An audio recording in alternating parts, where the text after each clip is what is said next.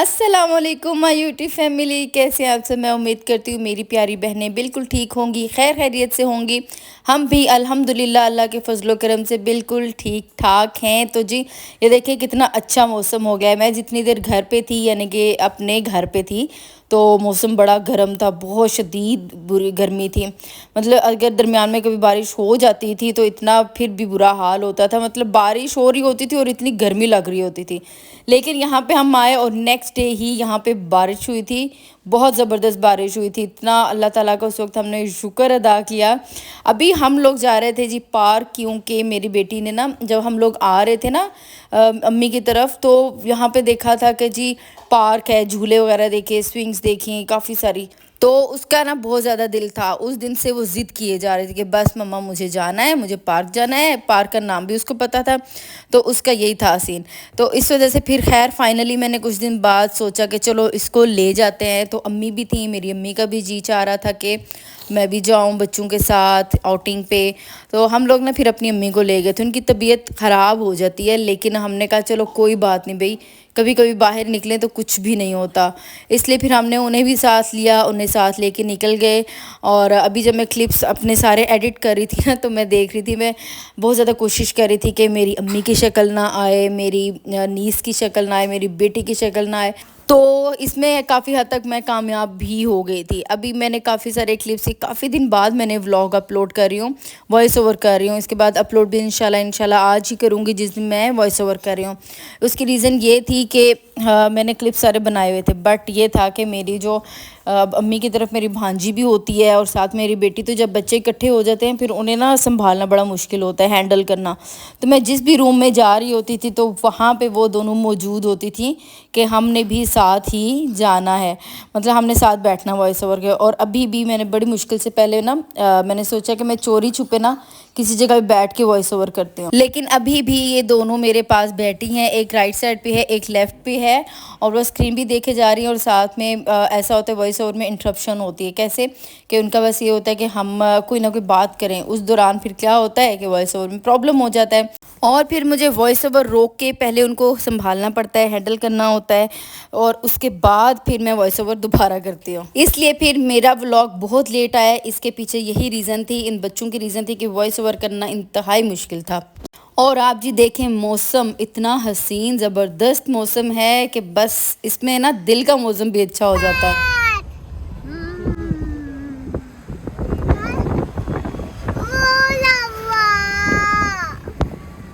हाँ उधर जाते हैं ना, उधर ही जा रहे हैं।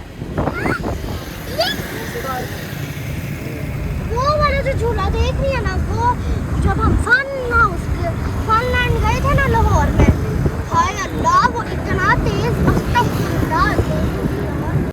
पार्क हम लोग पहुंच गए थे, यहाँ से हम लोग रिवर्स कर रहे थे, यू टर्न था तो यू टर्न ले रहे थे। पार्क तो हम पहुंच गए, हम लोग बड़े एक्साइटेड थे, बड़े खुश थे। हम लोग ईद के ना 4th डे यहाँ पे गए थे, तो हमने सोचा रश नहीं होगा, इतनी भीड़ नहीं होगी। लेकिन क्या हुआ कि जब हम लोग पार्क पहुँचे तो इतना रश था, और मेरी जो है ना, मेरी जान जाती है रश वाली जगह पे, मुझे नहीं अच्छा लगता। फैमिलीज़ जहाँ पे नहीं हो, जहाँ पे बहुत सारे लड़के हों या कुछ भी, मैं वहाँ पे इंजॉय नहीं कर पाती हूँ। बड़ी कोशिश की इनको हैंडल करने की। उसके बाद हम लोग इन्हें एक और जगह ले गए थे, मैं बताती हूँ। यहाँ पे देखें जी, हमारे इधर पार्क में कैमल था, यहाँ पे हॉर्स था, यहाँ पे बगी थी, और यहाँ पे ना ट्रेन सी थी, ट्रेन कह लें या वैसे गाड़ी कह लें। इस कैमल की हमने बाद में जब हम लोग आए थे दोबारा, तो हमने राइड ली थी और इतना मज़ा आया था। शुरू में मेरी भांजी को और मुझे ना हल्का सा डर लगा, क्योंकि फ़र्स्ट टाइम था तो इस वजह से। लेकिन उसके बाद हम लोग जब बैठ गए तो फिर हमने बहुत इन्जॉय किया। इधर से जी हम लोग वापस जा रहे थे क्योंकि रश था। हमने सोचा इन्हें सामने है मंगला डैम, वहाँ पे ले जाते हैं, वहाँ पे बोटिंग भी होती है। लेकिन ये था कि जिस दिन हम लोग गए थे उस दिन बोटिंग पॉसिबल नहीं थी, तो इस वजह से हम लोग सिंपल बस थोड़ा सा चक्कर लगा के आ गए। और यहाँ पे मैंने क्योंकि व्लॉग शूट करना था वहाँ पे मंगला डैम पे ना, बट मेरे फ़ोन की चार्जिंग उस वक्त सिर्फ 5% थी, तो मैंने बच्चों को मना के, बड़ी मुश्किल से मना के ले आई थी कि बच्चों अभी चलते हैं घर, अभी चलते हैं घर, हम दोबारा आएंगे। और अभी आज जो मैं वॉइस ओवर कर रही हूँ, तो अभी आज फिर मैंने वॉइस ओवर करते ही अपलोडिंग पे लगा के स्केड्यूल करके तो फिर मैं बच्चों को यहाँ पे लेके जाऊँगी। इंतहाई खूबसूरत जगह है। अल्लाह ताला ने इतनी खूबसूरत ये दुनिया बनाई है, इतनी खूबसूरत। अब मैं ये सोचती हूँ दुनिया इतनी हसीन है तो आखिरत में जो जन्नत होगी वो कितनी हसीन होगी। मतलब हम लोग तो इमेजिन, हमें कुरान पाक में बताया गया कि ये इतनी खूबसूरत जन्नत में ये होगा वो होगा, हर चीज़ बताई गई। लेकिन फिर भी मतलब इससे भी हो सकता है क्या, बिल्कुल है, होगा कि इससे भी ज़्यादा खूबसूरत होगी जन्नत हमारी इमेजिनेशन से बढ़ के। खैर जी, हम लोग वापस आ गए थे और उसके बाद मैंने बनाया ज़र्दा। मेरे अब्बू को बहुत ज़्यादा पसंद है ज़र्दा, हम सबको भी पसंद है। तो फिर मैंने ज़र्दा बनाया था और मैं अपने घर में ना ज़र्दा मास्टर हूँ, क्योंकि मेरा ज़र्दा बहुत ज़बरदस्त बनता है, बहुत बैलेंस्ड। इसमें चीनी होती है, बैलेंस्ड उसमें ऑयल होता है, खिले खिले चावल मेरे ज़र्दे के होते हैं, क्योंकि ज़र्दे की मैंने काफ़ी प्रैक्टिस की है। अभी मैंने ना बिरयानी की प्रैक्टिस अच्छी वाली करनी है कि जिस तरह की मुझे पसंद है वो रिज़ल्ट नहीं आता है, सबको पसंद आती है बट मुझे नहीं आती। तो मैंने इंशाल्लाह वो सीखनी है बिरयानी। और भी, और बेकिंग भी मैंने ज़रूर अब स्टार्ट करनी है। बेकिंग में प्रैक्टिस शुरू कर देनी है। खैर यहाँ पे मैं चावल बॉयल कर रही थी, बस सिंपल पानी मैंने बॉयल होने को रखा, इसमें मैंने फूड कलर ऐड किया। चावल मैंने सेला लिए थे और मैं ना आधा किलो चावलों से ज़र्दा बना रही हूँ। तो सेला चावल मैंने तकरीबन 3-4 घंटे भिगो के रख दिए थे, क्योंकि जो सेला चावल होते हैं इनमें भिगो के ना रखें ना तो ये कभी भी अच्छे नहीं बनता है ज़र्दा। ये चावल खिलता नहीं है, जो इसकी आनी चाहिए एक लुक वो नहीं आती है इस वजह से। खैर इसमें ये होता है कि आपने क्या करना है, इसको 100% गलाना है। ये देखें इस तरह से। अभी ये चावल मैंने ठंडा किया पहले, उसके बाद मैंने इसको चेक किया था। खैर जी, यहाँ पे मैंने यहाँ पे चावल बॉयल कर लिए थे। अगर 100% की जगह 95% भी चावल बने गलें तो भी इसमें मसला होता है, बाद में ना अकड़ जाते हैं, इसलिए इसको यहाँ पे 100% गलाते हैं। चावलों को छलनी में डाल के उसके बाद हमने क्या किया था, इसके बाद मैंने यहाँ पे जो मेवे होते हैं ना, बादाम हो गया, पिस्ता, छुहारे, ये सारी चीज़ें मैंने रोस्ट की थी। थोड़ा सा बस 1 चम्मच मैंने देसी घी लिया था और उसके बाद इसमें रोस्ट कर लिया था। अच्छा, इसमें ये नहीं होता कि आपके पास ये ड्राई फ्रूट्स भी हों, ये भी हों, आपके पास जो अवेलेबल हैं घर में वो यूज़ कर। मेरे पास बादाम थे, छुहारे थे जो मैंने काट लिए थे, किशमिश यानी कि सोगी थी, उसके अलावा पिस्ते थे। बस ये 3-4 चीज़ें थी। और हाँ, मेरे पास ना नारियल भी था, पिस्ते नहीं थे, सॉरी, नारियल था।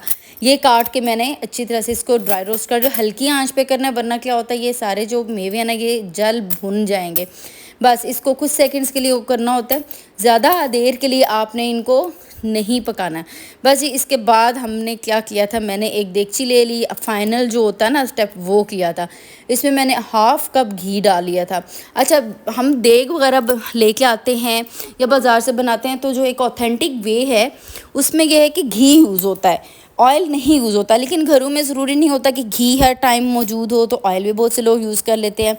तो इसलिए फिर मैंने यहाँ पे घी यूज़ किया है। ये देख लीजिए। अब यहाँ पे जैसे गर्म हुआ, इसमें मैंने डाल दी थी 5-6 मैंने हरी इलायची डाली, 3-4 मैंने लौंग डाल लिए। अगर आपके पास हरी इलायची सिर्फ है वो डाल लें, अगर सिर्फ लौंग है वो डाल लें, दोनों में से जो चीज़ भी है ना वो आप डाल लें, लेकिन फिर क्वांटिटी डबल कर लीजिएगा। जैसे ये हल्की आंच पे रोस्ट हुए तो इसके बाद मैंने इसमें चीनी डाल दी थी। चीनी मैंने यहाँ पे डाली थी 2 कप के करीब, पूरा 2 कप मैंने नहीं डाला। उसकी क्या रीज़न थी? उसकी रीज़न ये थी जनाब कि इससे ना जो एग्जैक्ट अमाउंट होती है, एक रेशो है उसमें कि आधा किलो चावल है तो आधा किलो चीनी, तो इस तरह से बहुत ज़्यादा मिठास आ जाती है ज़र्दे में। तो मेरी अम्मी डायबिटिक हैं, वैसे भी बहुत ज़्यादा मीठा ज़र्दा नहीं खाया जाता, तो फिर मैंने यहाँ पे चीनी तकरीबन 2.25 कप से थोड़ी सी कम रखी थी। 2 कप पूरा मैंने नहीं किया, फिर भी मिठास अच्छी थी इसमें। बस उसके बाद मैंने तकरीबन आधा कप पानी डाला, नहीं दूध डाला था। अच्छा, दूध डाला, दूध बॉयल्ड था, इसमें क्रीम भी थी। बस दूध डालने के बाद मैंने इसको इतना पकाया था कि चीनी जो है ना अच्छे से मेल्ट हो जाए। उसके बाद हमने जी इसमें चावल डाले। चावल डालने के बाद मैंने इसको मिक्स किया था। अच्छा, मिक्स करने का ये होता है, आपने इसके ना बड़े प्यार मोहब्बत से मिक्स करना होता है, वरना चावल टूट जाते हैं, क्योंकि ये 100% गले हुए हैं, इसलिए आपने हल्के हाथ से इसको मिक्स करना है। और ये जो ज़र्दा है ना ये बहुत मज़ेदार बनता है, इतना खिला खिला इसके चावल बनता है ना, बहुत ज़बरदस्त तरीके। मतलब ये मेरा नहीं कहना, मेरी अम्मी ने मुझे कहा था, अब्बू ने भी, कि बहुत मज़े का बना है।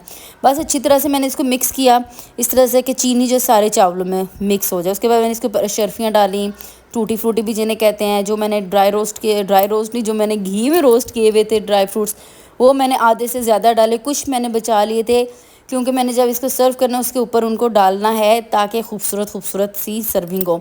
बस इसके ऊपर 2 चम्मच मैंने डाल दिया था देसी घी, ये आपने ज़रूर डालना है।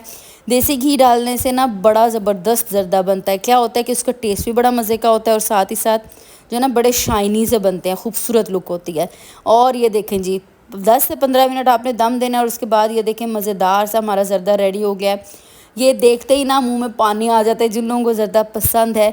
और ये देखें मैं आपसे जैसे कह रही थी बिल्कुल खिले खिले चावल है, कोई ऐसा नहीं है कि ऑयल या घी ज़्यादा हो गया हो या फिर ऐसा हो कि चावल चिपके हुए हों या बिल्कुल ही रूखे हों, नहीं, बड़ा बैलेंस था।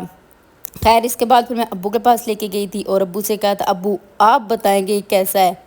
बट अब्बू ने पहले दुआ शुआ की मेरे चैनल के लिए। मेरा जो फूड का चैनल है वो मतलब उसकी ग्रोथ में प्रॉब्लम है, तो अब्बू ने दुआ की। उसके बाद अब्बू ने टेस्ट किया और अब्बू का क्या रिव्यू था ये मैं आपको बताती हूँ। अब्बू ने बड़ा ऑनेस्ट रिव्यू दिया। अब आप ये टेस्ट भी करके मुझे बताएं कैसे बना है।